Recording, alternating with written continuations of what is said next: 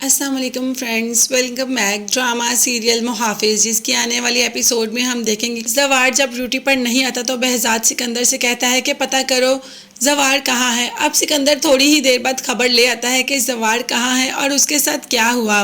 अभी ये बात पारस नहीं जानती कि जवार के साथ क्या हुआ। खैर, बाप ने कहा कि वो तो इस शहर में नया है और किसी को जानता भी नहीं, मतलब उसके साथ जो भी हुआ पारस की वजह से हुआ।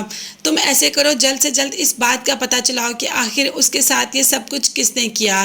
दूसरी तरफ जो इस वक्त हॉस्पिटल में है जवार अभी तक इन्फॉर्म ही नहीं कर पाया, मगर behzad को खुद ही पता चल गया कि जवार कहाँ पर है और पारस को भी पता चल ही जाता है कि जवार कहाँ पर है। जब जवार को कॉल करती है तो फ़ोन कोई और उठाता है और वो बता ही देता है कि जवार के साथ ये हादसा हुआ और वो इस वक्त हॉस्पिटल में एडमिट है।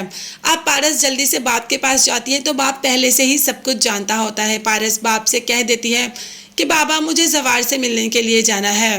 बाप ने आज तक ना कभी पारस की बात टाली है और ना ही कभी पारस की बात टालेगा, तो पारस से कह देता है कि ठीक है, तुम जवार से मिलने जा सकती हो। पारस जैसी भी सही, ऊपर से हमें जितनी भी सख्त और अकड़ू नज़र आने वाली है मगर है वो अंदर से बहुत नरम सॉफ्ट सी। यहाँ पर जवार से कह देती है कि मेरी वजह से अपनी जान को खतरे में डालने की क्या ज़रूरत थी। तुम ऐसे करो, ये जॉब छोड़ दो, मैं नहीं चाहती कि मेरी वजह से तुम्हारा और नुकसान हो। अब वहाँ पर रेशम भी मौजूद होती है और एक मंगेतर को कैसा लगेगा कि एक दूसरी लड़की आकर उसी के मंगेतर पर अपना हक जताए।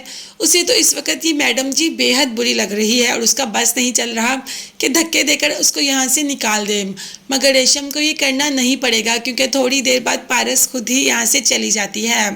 अब रेशम की आंखों में बहुत से सवाल हैं मगर अभी वो जवार से कुछ भी नहीं पूछती। दूसरी तरफ behzad अपनी बेटी को लेकर बेहद परेशान है और उसकी शादी की फिक्र खाई जा रही है, तो पुप्पो कह देती है कि आपको शादी की फिक्र करने की क्या ज़रूरत है, आफ्ताब है ना। एक दफ़ा मैंने भाभी से भी बातों बातों में जिक्र किया था, उन्हें भी आफ्ताब बेहद पसंद है और घर का पला हुआ बच्चा है, आप तो सब जानते हैं इस बारे में।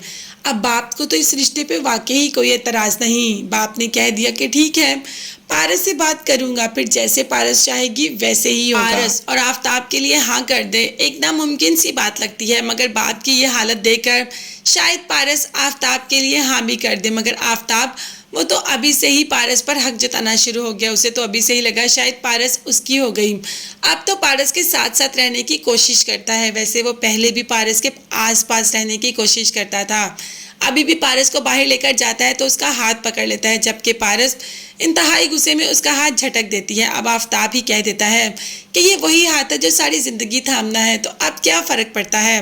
पारस को समझ तो नहीं आई मगर बाप जाकर पारस को सारी बात समझा देगा। हाँ, तब तक के लिए आपको तो समझ आ गई ना कि इस वक्त चैनल को सब्सक्राइब करना है। प्लीज़ चैनल को लास्ट में सब्सक्राइब कीजिएगा। मुझे और मेरी फैमिली को अपनी दुआ में याद रखेगा। नेक्स्ट वीडियोस तक के लिए अल्लाह हाफिज़, बाय बाय।